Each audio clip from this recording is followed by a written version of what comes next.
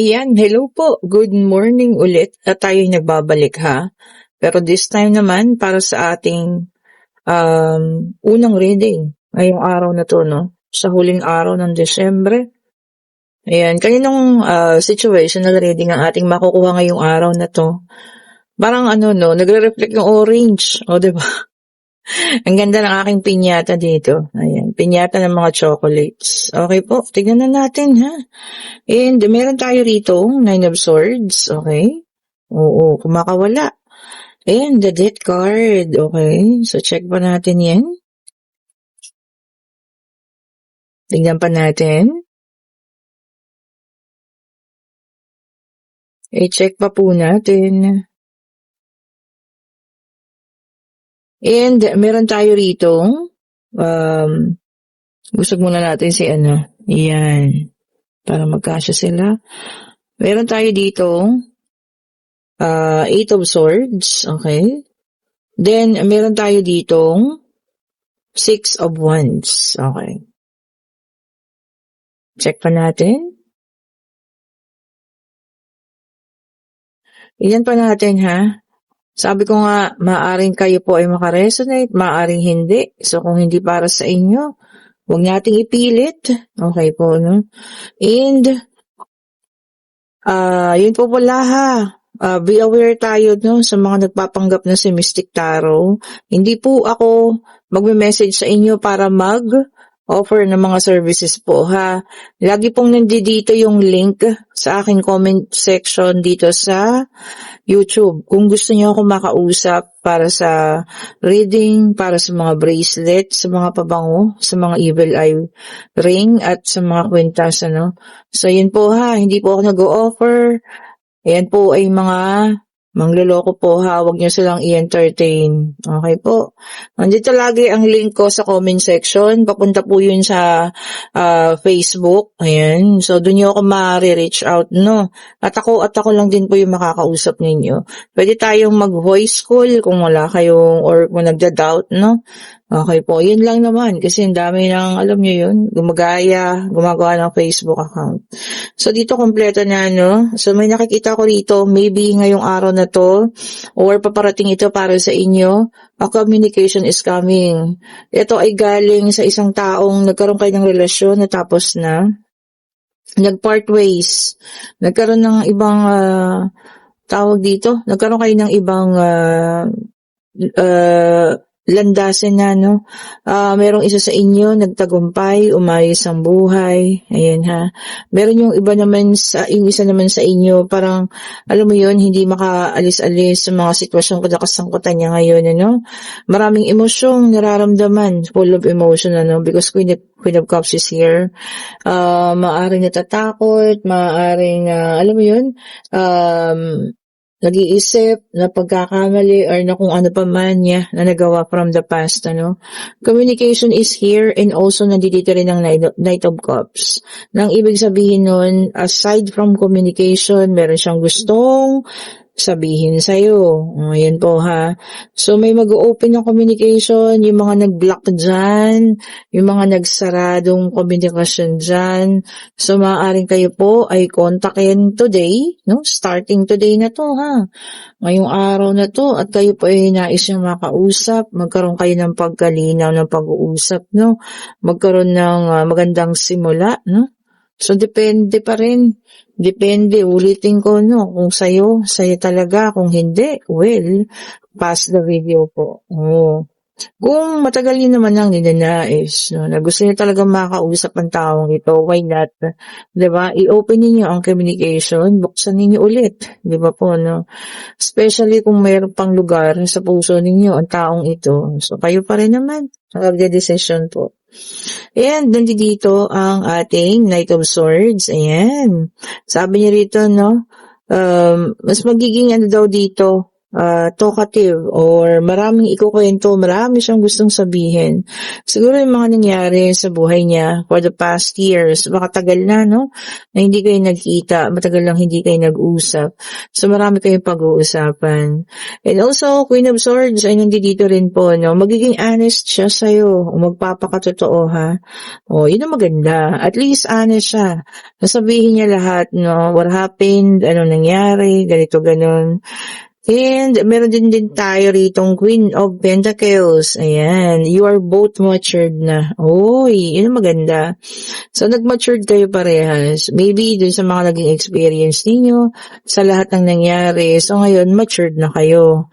O, diba? Talagang at this stage, communication, ano, pag-uusap muna. Yun talagang, yun ang focus ninyo, no? Parang catch up dun sa mga lahat ng nangyari, sa lahat ng mga, alam niyo yun, nakaraan. Oh.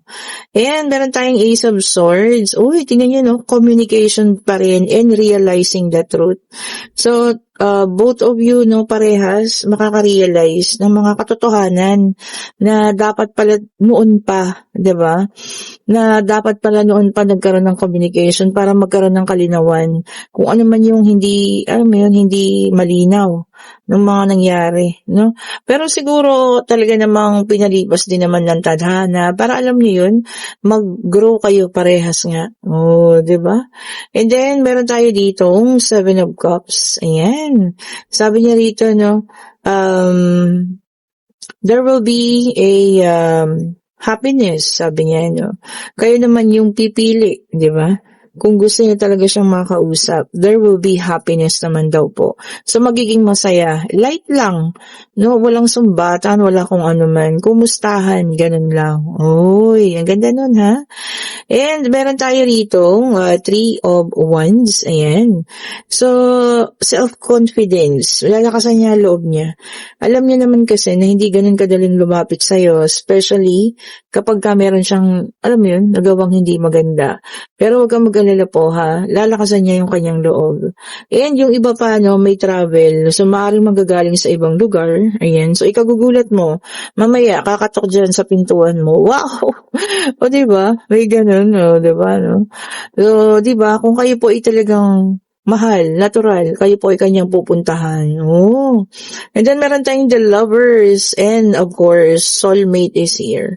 Bakit nga naman hindi? Bakit hindi kayo magkakatuluyan sa huli? Eh, soulmate nga. Oh, diba? And may dala po iyon na number 6. Okay. So, check natin para sa pangatlong deck. Dito naman, ano, po pwedeng sa'yo, po pwedeng sa iba naman. Oh, diba? Po pwedeng kung kanino man, ha. Sabi ko nga, hindi lahat makaka-resonate, pero piliin niyo yung para po sa inyo, ha? Okay, check natin.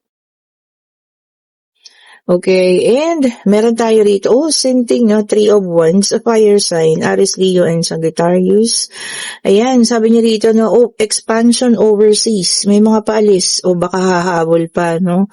At doon talaga, maghahanap buhay, hindi lang doon magse-celebrate ng New Year, kundi yun na yung panibagong buhay, panibagong trabaho, no? Overseas daw po, o maaaring sa ibang bansa. Baka talaga ngayon, yung araw ng alis, nakalulungkot man, pero alam mo yun, be positive na ito po ay magiging umpisa ng panibagong yugto or ng panibagong pag-ayos, no, sa financial man ito o ng buhay mo. Uy. And then meron tayong Queen of Wands, a fire sign, Aries, Leo, and Sagittarius. So fire sign ulit ito, no. Sabi niya rito, for some of you, magiging focus, maging independent. O, yun ang maganda, no. So, mas okay yun. At least, ang sarili at saka yung pagiging independent, ano, hindi ka na-aasa pa kung kanino man. So, talagang uunahin mo na maging independent ka. O, diba? Yun po ang maganda. Hindi naman yung nagyayabang or whatsoever, pero mas maganda yung sarili mo. 'Di ba? Sarili mo nagmumula lahat ng ginagastos mo, lahat ng mga naisin mo, no, lahat ng gusto mo matanggap, ikaw mismo ang gumagawa ng paraan. Which is good, 'di ba? Being independent is different from yung nagyayabang ka or whatsoever. Oh, di ba po? And then, meron tayong 8 of Pentacles, Earth sign naman ito, Taurus, Virgo, and Capricorn. Ayan. Ngayong araw na to, for some of you, no, hard work pa rin. Oh. Alam mo yun, talagang inuuna yung trabaho, o 'di ba? O kung sino man po sa inyo ha, pero ulitin ko, magpahinga naman bukas ano, kasi New Year, bigyan natin yung sarili natin ng time para naman tayo magkaroon ng pahinga, huminga-hinga, o 'di ba? Huwag masyadong ma-stress, isa lang ang buhay natin, lagi ko sinasabi sa inyo, isa lang ang katawang lupa natin ha. Okay po. And meron tayo ditong earth sign ulit, dala-dalawahan ano. And sabi niya rito 'no, magkakaroon kayo ng negotiation about decision ano. So maaaring meron kailangang pagdesisyonan na meron pang negotiation na magaganap o meron kayong katransaksyon or kung ano man ano. Maaaring merong binibenta, lupa, bahay, sasakyan ano.